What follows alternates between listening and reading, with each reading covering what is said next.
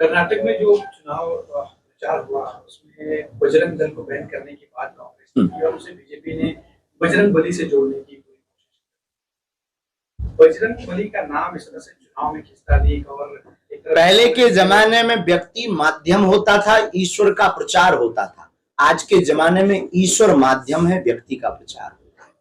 और बजरंग बली के ऊपर बैन लगाना या बजरंग दल एक विचारधारा हो सकती है, विचारधारा में तरह तरह के लोग हो सकते हैं, लेकिन हनुमान जी के नाम पर बैन नहीं लगा सकते हैं आप हमारे राष्ट्र में।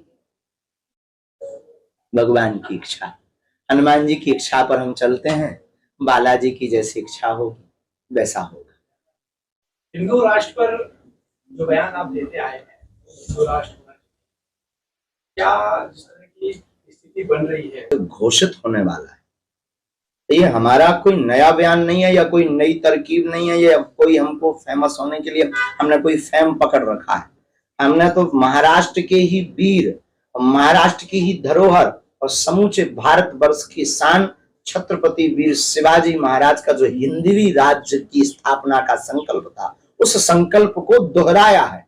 उस संकल्प को हमने सिर्फ बताया है कि भारत के हिंदू अगर तुम भूल गए हो तो बस अब जग जाओ। जो पूर्व काल में, पूर्व समय में हिंदवी राज्य की स्थापना की बात हो रही थी, हमने उसे हिंदू राष्ट्र के साथ प्रस्तुत किया है। अब लोगों का काम है, हिंदुओं का काम है, हिंदुओं को अगर सुरक्षित रहना है, हिंदुओं को अगर संरक्षित रहना है, सनातन को और आगे तक बढ़ाना है, तो हिंदू राष्ट्र की घोषणा करवाएंगे, नहीं तो साधु तो अपना काम करता हुआ चला जाए। आपके इन्हीं भाषणों की और इन्हीं हिंदू राष्ट्र की बात करना या फिर धार्मिक बात करने को लेकर आपको ऐसी बात आप हमें कोई दिक्कत नहीं, नोटिस हमें स्वीकार है। हम प्रायः कभी ऐसी बात नहीं बोलते हैं जिससे वैमनस्यता फैले, लेकिन हमको बोलने का अधिकार जितना हमें संविधान ने दिया है, इस राष्ट्र में प्रत्येक व्यक्ति को है, जितना आपको बोलने का अधिकार है उतना तो हमें भी है। तो हम अपनी बात रख सकते हैं ना, मानना ना मानना बात। हाँ, हम किसी मजहब के खिलाफ बोले,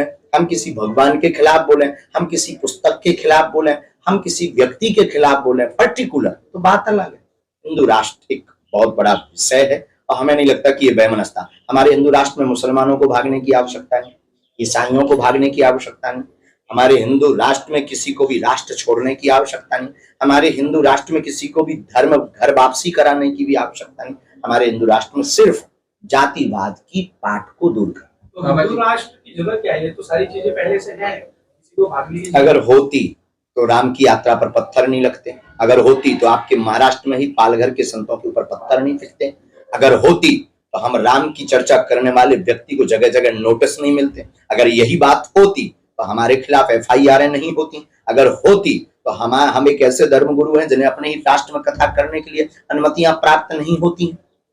फिर आप ये कैसे कल्पना करेंगे कि ये हिंदू राष्ट्र है, घोषित हो जाए तो हमें लगता है राम की ऊपर पत्थर